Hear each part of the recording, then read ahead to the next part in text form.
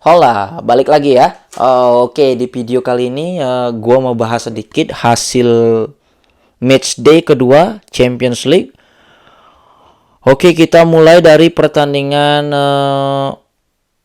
ya di matchday kedua ini praktis ada beberapa kejutan, ada beberapa tim besar yang kalah ya. Arsenal kalah, MU juga kalah di matchday kedua kali ini.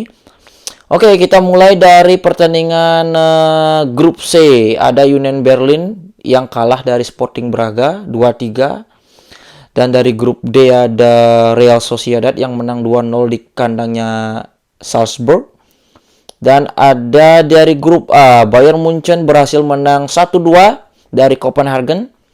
Comeback di babak kedua ya. Bayern sempat kebobolan terlebih dahulu dan di babak kedua mereka bermain lebih ngepres dan bisa meng-create lebih banyak peluang, dan akhirnya Bayern bisa cetak 2 gol di babak kedua, comeback ya. 3 poin yang sangat penting buat Bayern Munchen. Sementara dari grup A, Man United kalah 2-3 dari Galatasaray, kalahnya di Old Trafford ya. Ini kekalahan yang cukup memalukan ya menurut gua. Man United harus takluk di Old Trafford di kandangnya sendiri. Kalau gue lihat Man United ini bermain gak bagus, gak jelek juga tapi sih ya, tapi bermain lumayan, tetapi terlalu banyak ke individual error di defensifnya, lini pertahanannya kacau. Oke, kita bahas dari line up-nya terlebih dahulu. Oke. Erik ten Hag kali ini bermain dengan formasi 4-3-3 dengan siapa namanya di penjaga gawang ada Andre Onana, sementara di back sayap kanan ada Diego Dalot, dan di dua back tengah Varane, Lindelof dan Amrabat kali ini bermain di back kiri. Sementara di lini tengah Hannibal Mejbri ya kali ini bermain sebagai starter bersama Casemiro dan Mason Mount. Dan di lini depan ada Bruno Fernandes yang bermain di wing kanan, dan Rasmus Højlund dan Marcus Rashford. Gue baru di pertandingan kali ini Galatasaray memiliki lumayan materi pemainnya ya. Gue lihat karena gue jarang mengikuti Liga Turki, kecuali pas nonton Liga Champion gue baru ya. Ada Icardi, ada Saha yang musim lalu bermain di mana namanya, di Crystal Palace, dan kipernya Muslera ini pemain tua banget loh. Gue pertama kali nonton Muslera ini Piala Dunia 2010 bersama Uruguay, ternyata masih main sampai sekarang. Kiper yang sangat-sangat senior. Oke, kita mulai bahas dari jalannya pertandingan. Oke, di awal-awal babak pertama Man United bermain cukup bagus, ngepres, berusaha bikin gol, meng-create beberapa peluang, akhirnya bisa cetak gol serangan balik ya. Cetak gol di awal-awal babak pertama, kalau nggak salah di menit berapa ya itu. Pokoknya di awal-awal babak pertama. Ya di menit 17 itu berawal dari serangan balik long ballnya Casemiro menuju Marcus Rashford yang melakukan rotation di wing sebelah kanan dan melakukan crossing, dan akhirnya bisa difinishing dengan sundulan yang sangat baik oleh Rasmus Højlund.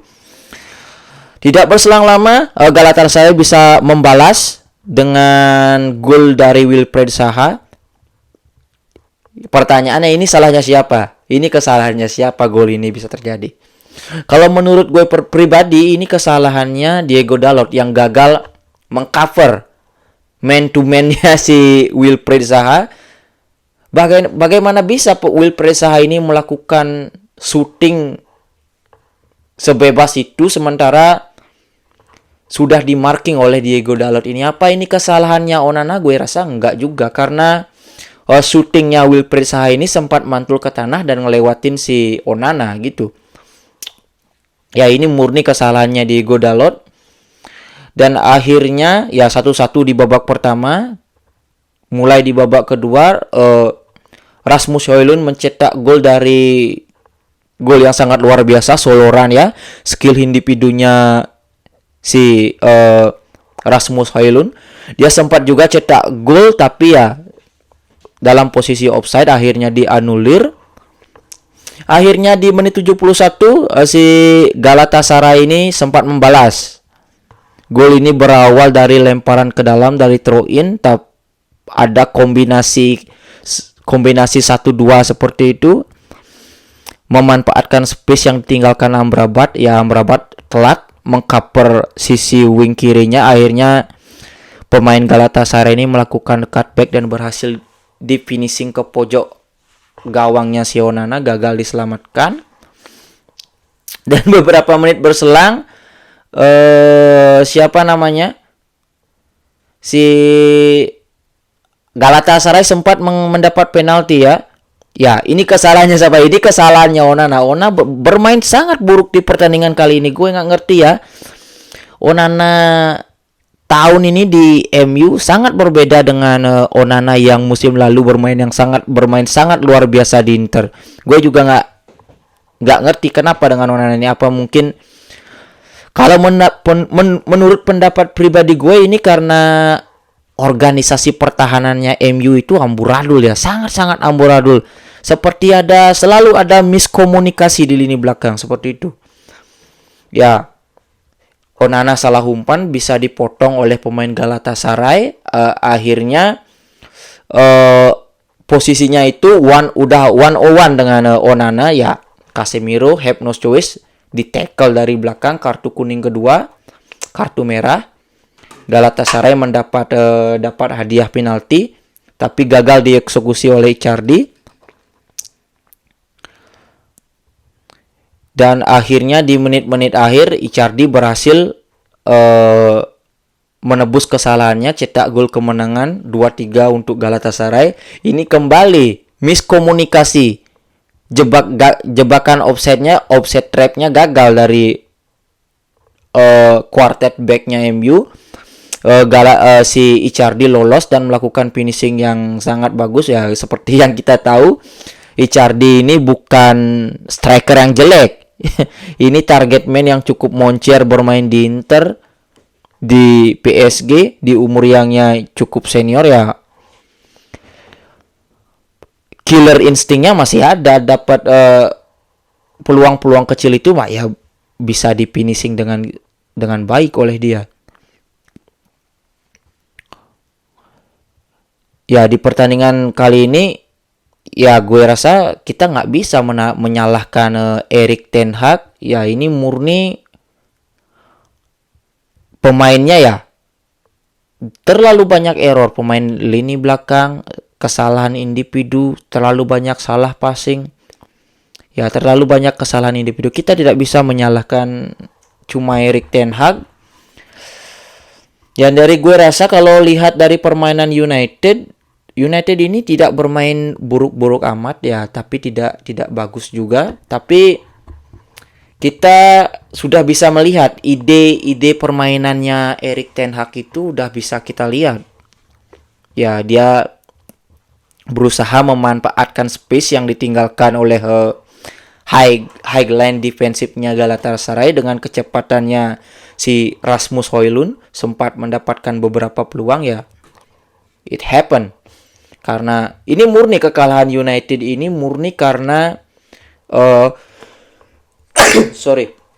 karena defensive errornya Man United, karena karena kesalahan lini belakangnya Man United. Ini murni hampir semua golnya Galatasaray seperti itu. Ya, seperti dari hasil ini Man United harus berada di posisi keempat dengan 0 poin. Ya, kesempatan masih terbuka lebar karena ini baru 2 match. Ya, gue harap United bisa bangkit. Karena kita semua setuju Man United ini klub besar. Kalau di Liga Champion nggak ada United nggak seru juga. Oke, kita lanjut ke next match. Ada surprise lagi, another surprise. Ada pertandingan Lens melawan Arsenal. Ya, di pertandingan kali ini, ya ini 11-12 sama sama matchnya MU ya. Kita lihat dari line up-nya ya seperti biasa. Arteta bermain 4-3-3. David Raya di penjaga gawang. Di bek kiri ada Zinchenko, Gabriel Magalhaes, Saliba, dan Tomiyasu di bek kanan. Di tengah Kai Havertz bermain, Declan Rice dan Odegaard.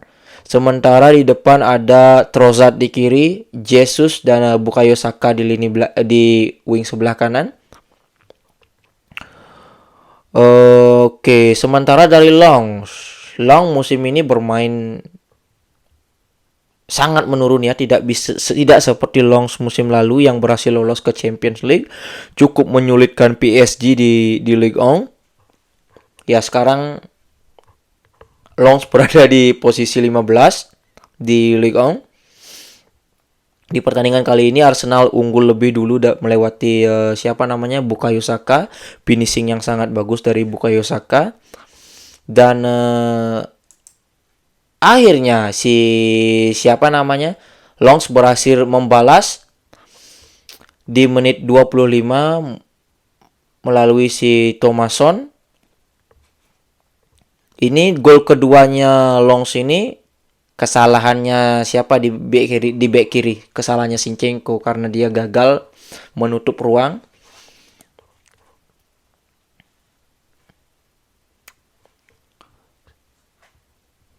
Oh sorry, ya itu gol keduanya itu kesalahan Zinchenko di babak kedua.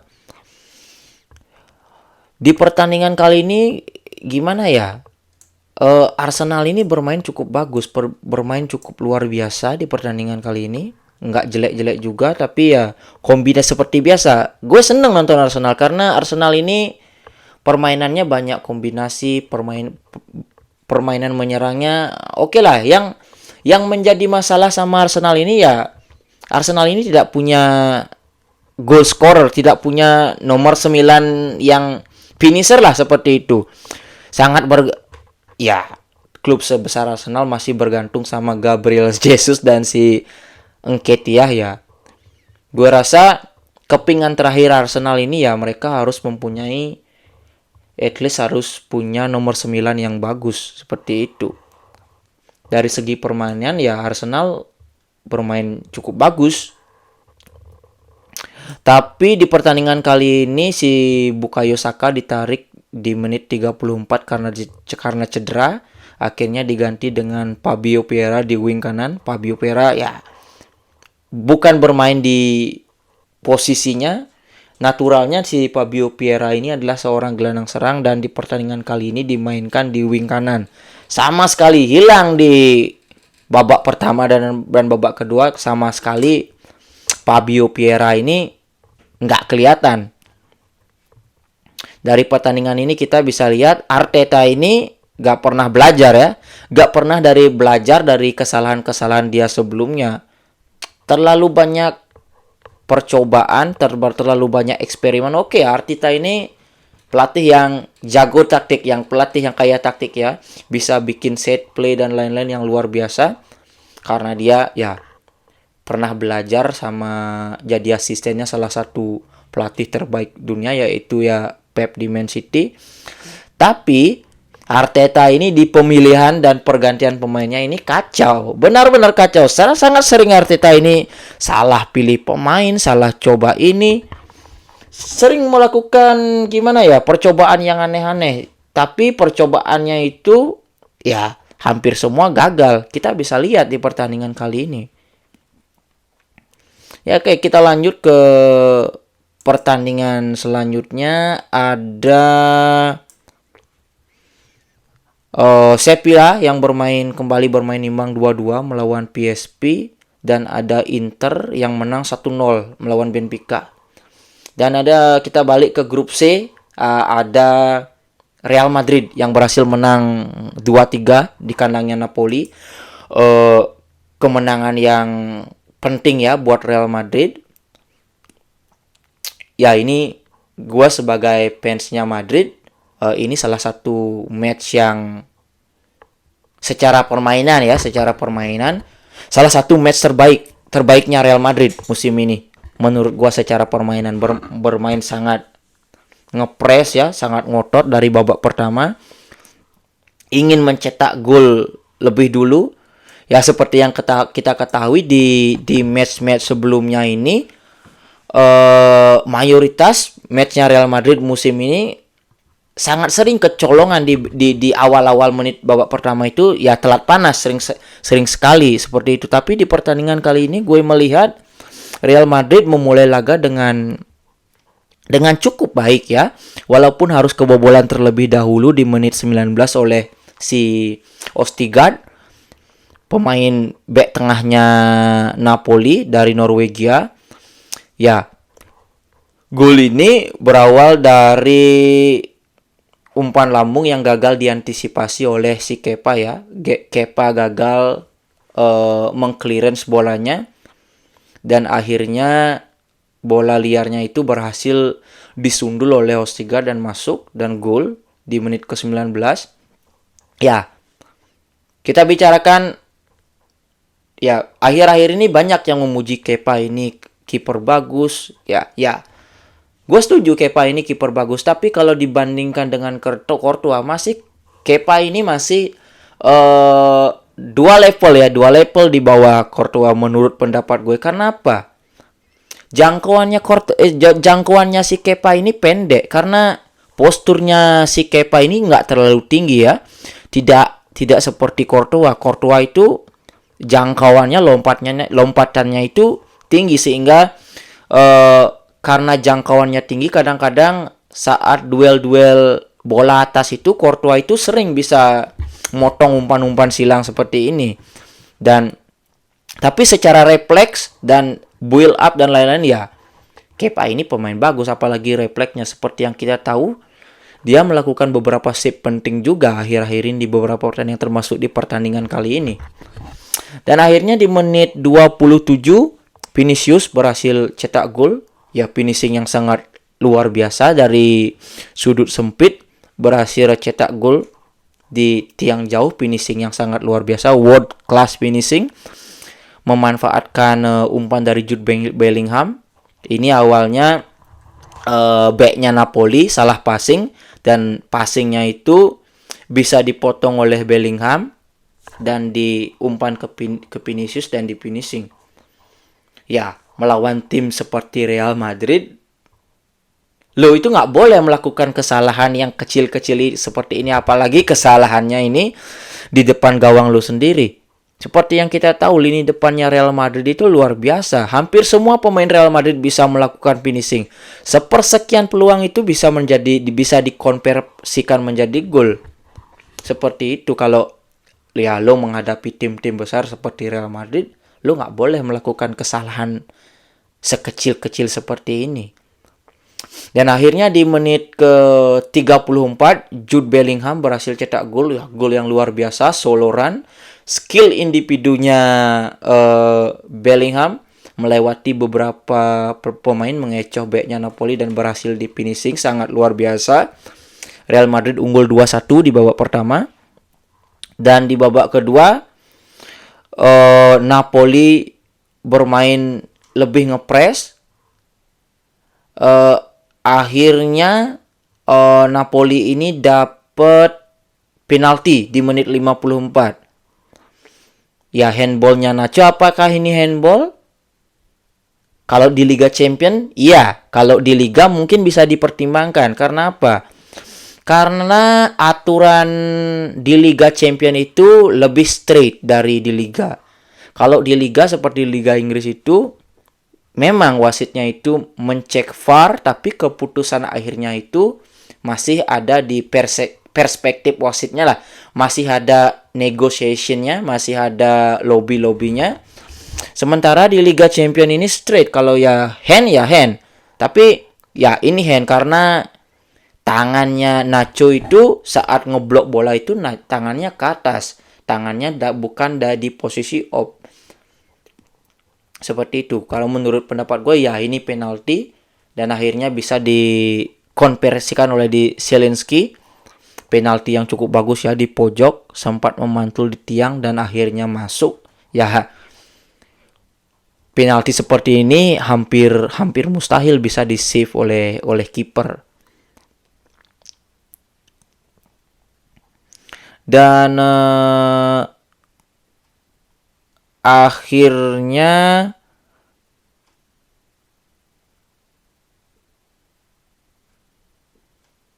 Real Madrid bisa menang di babak kedua melalui shoot jarak jauh dari Valverde, gol yang sangat luar biasa.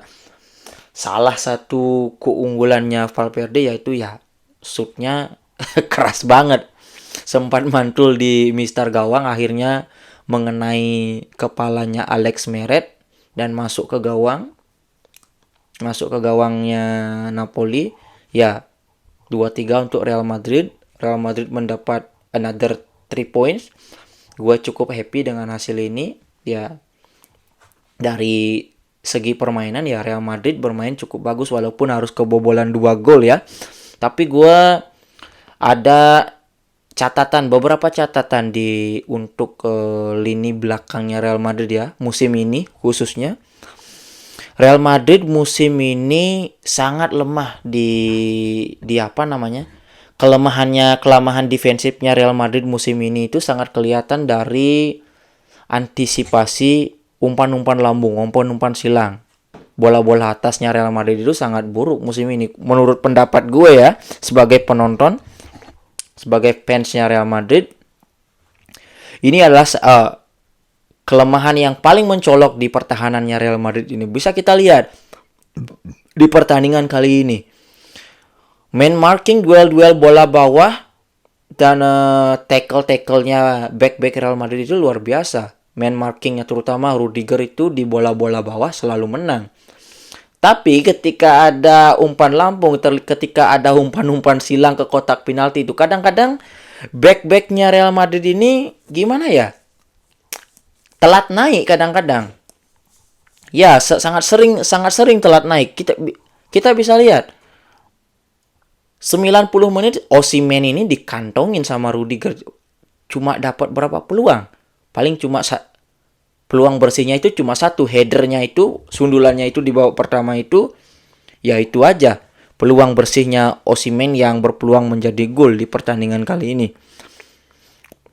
Ya, murni karena Rudiger ini lambat naik sehingga dia ya kalah tinggi lompatannya, timingnya seperti itu. Ya hampir semua back-backnya Real Madrid seperti itu musim ini. Bisa kita lihat paling jelas itu terlihat ketika lawan Atletico Madrid. Semua golnya golnya Atletico itu dari bola-bola atas, dari sundulan. Padahal seperti yang kita ketahui, duo backnya Real Madrid ini memiliki postur yang cukup bagus ya, apalagi si Rudiger ini posturnya cukup bagus. Untuk mungkin ya masalah timing atau apa, gue harap Ancelotti bisa memperbaiki sedikit dari segi defensifnya, karena seperti yang kita ketahui Madrid udah kehilangan Eder Militao yang harus absen di seluruh musim kali ini karena cedera ACL. Ya, sangat berpengaruh karena Eder Militao ini duel-duel bola atasnya sangat diandalkan di lini belakang Real Madrid. Sangat kelihatan ya Real Madrid kehilangan Militao musim ini.